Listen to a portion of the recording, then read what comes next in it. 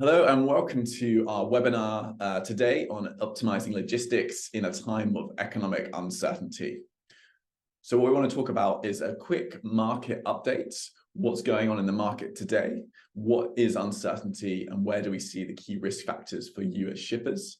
And then we want to drive into how can we de-risk and use technology to help optimize the situation, given that these risks are still very much out there, even though we've been in a time of relatively high capacity due to that softening demand profile. So before we jump in, who do we have with us today? So my name is Nick Fraser. I am a manager in our strategy and planning team, and I'm our market insights lead for the road freight industry, joining sennder in 2021. And also with me today, we have Johannes. Johannes, if you wouldn't mind introducing yourself. Thank you, Nick. Welcome to our webinar. My name is Johannes Trommer. I'm leading the product teams here at sennder that are delivering the technology solutions to one of the most challenging problems our shippers face. I will come to that in a second, but for now, handing back to you. Great. So moving forward to a quick sort of recap as to where we are today, or where sennder sees the market today. So if we looked at our review from 2022, where we did kind of a full analysis of the industry, we had a few different challenges going on. So here is a selection. On the structural challenges, we had this transition to green fuels.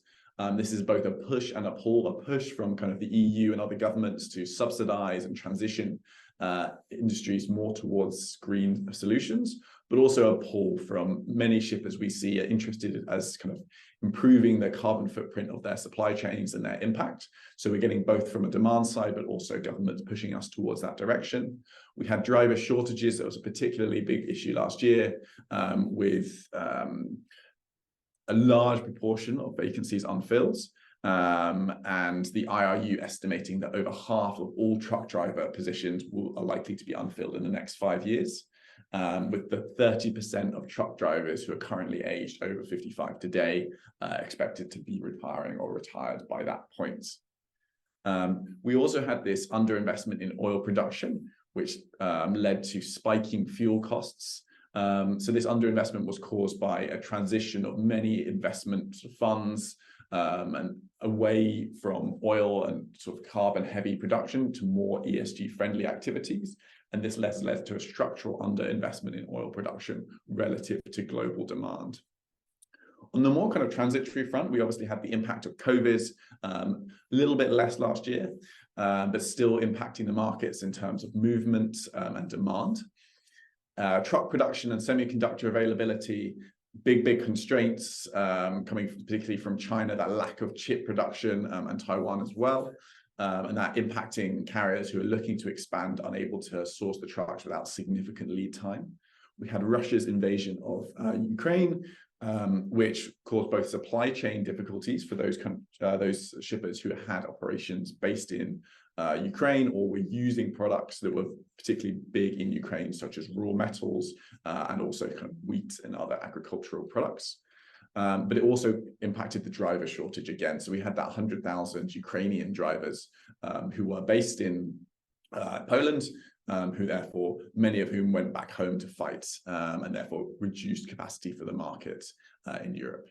And then the final piece was this starting to see that heavy levels of inflation and interest rate rises in response to kind of counter that, but still impacting the market. So that was 2022. And what we're seeing is actually that many of these challenges still exist, but we're not thinking about them right now because of this lack of demand has kind of hidden them beneath the surface. So very much transition to green fuels is still front and center, and this inflation and interest rate environment, very, very important for our shippers and our carriers. But really this lack of demand piece that we're really seeing this year.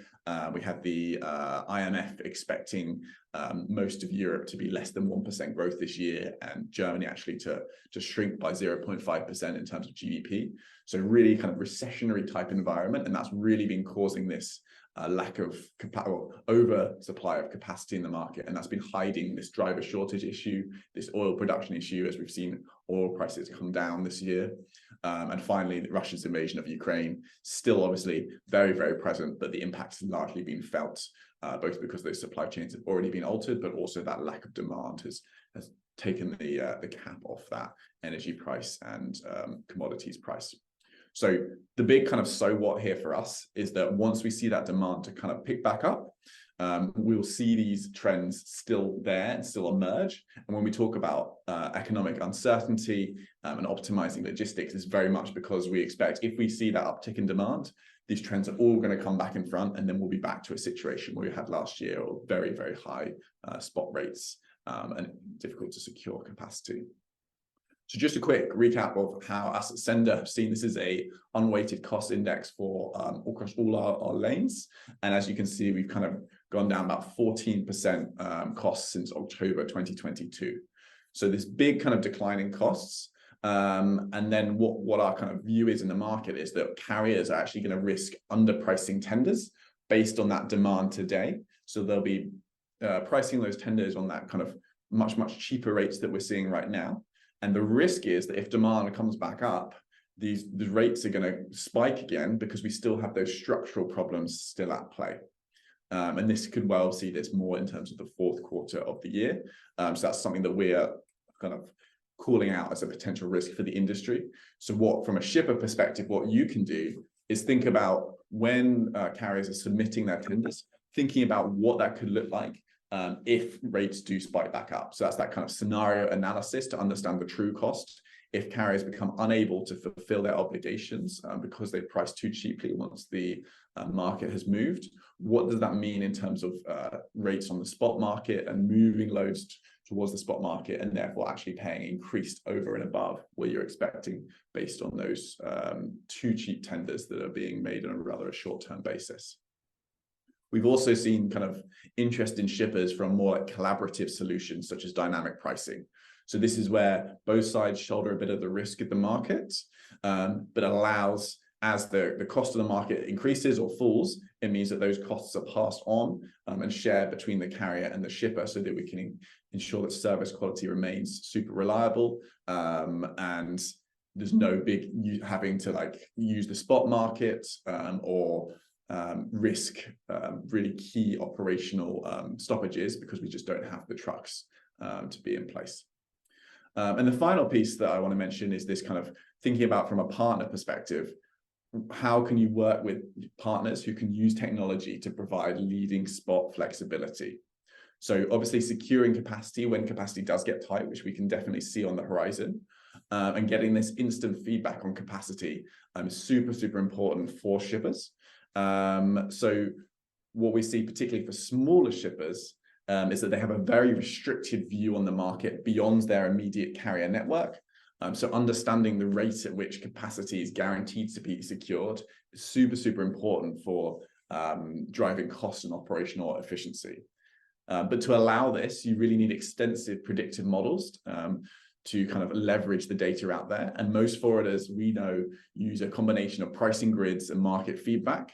And these are not responsive or dynamic enough to provide these actionable insights to shippers.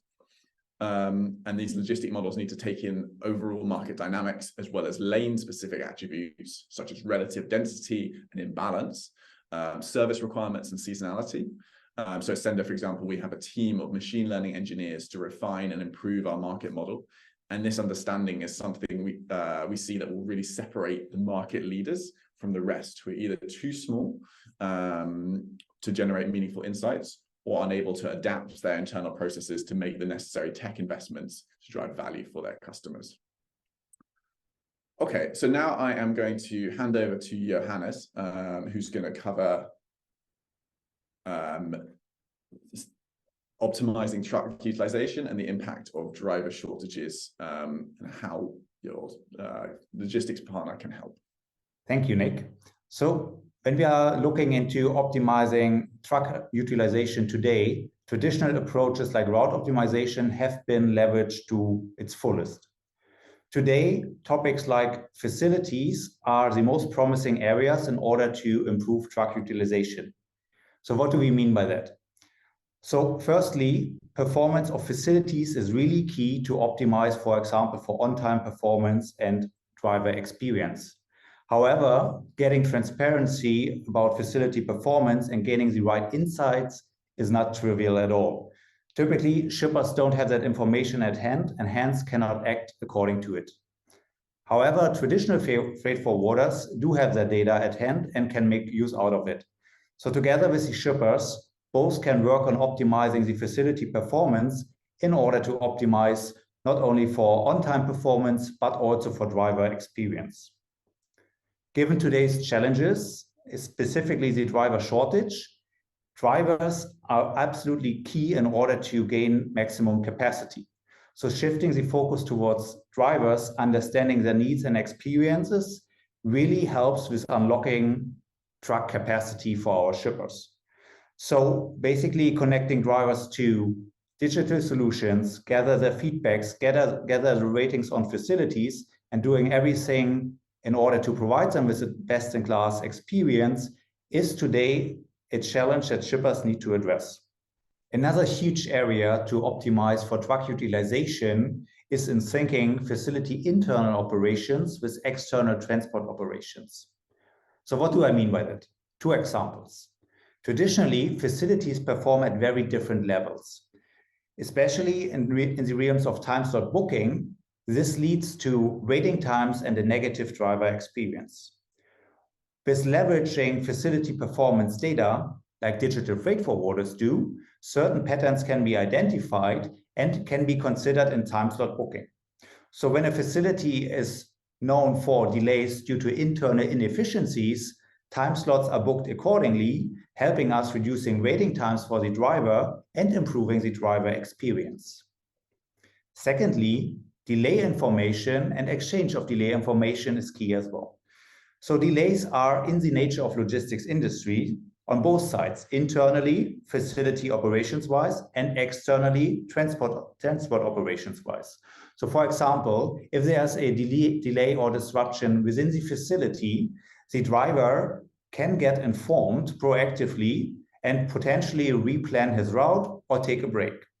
Traditionally, that was not possible as the logistics industry is characterized by subcontracting structures. However, technology provided by digital freight forwarders overcomes that challenge and directly connects the facility staff with the driver. Also vice versa, in case of a delay on transport, for example, due to a traffic problem or a vehicle breakdown, the facility internal staff gets informed proactively and can adjust dock operations accordingly.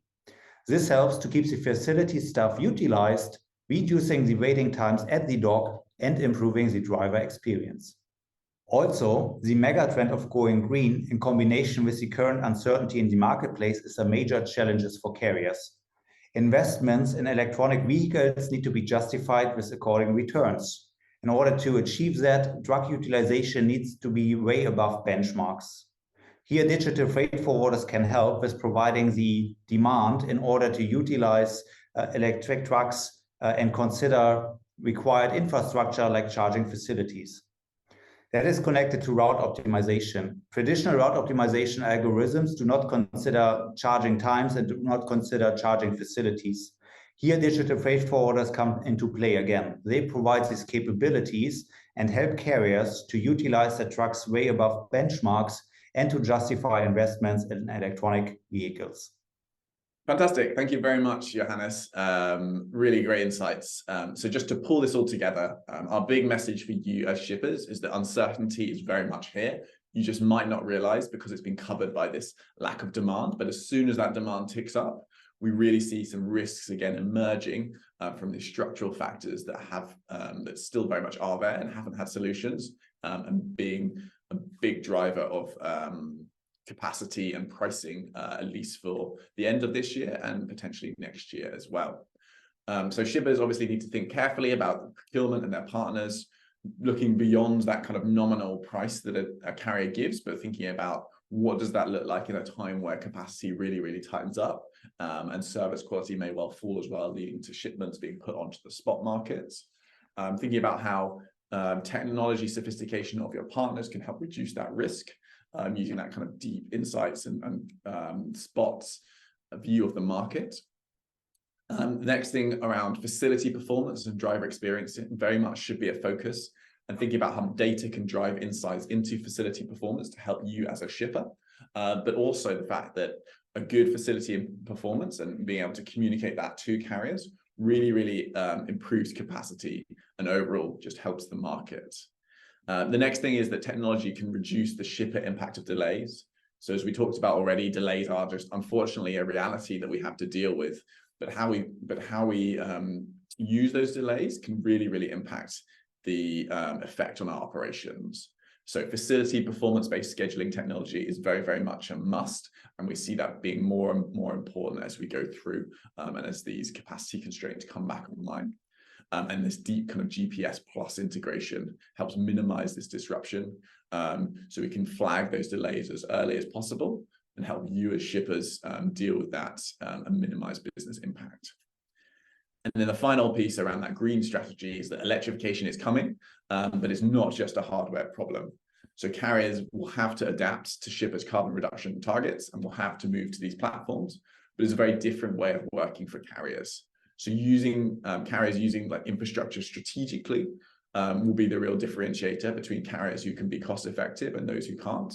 And they will need to think more carefully about how to plan their routes and how to price tenders.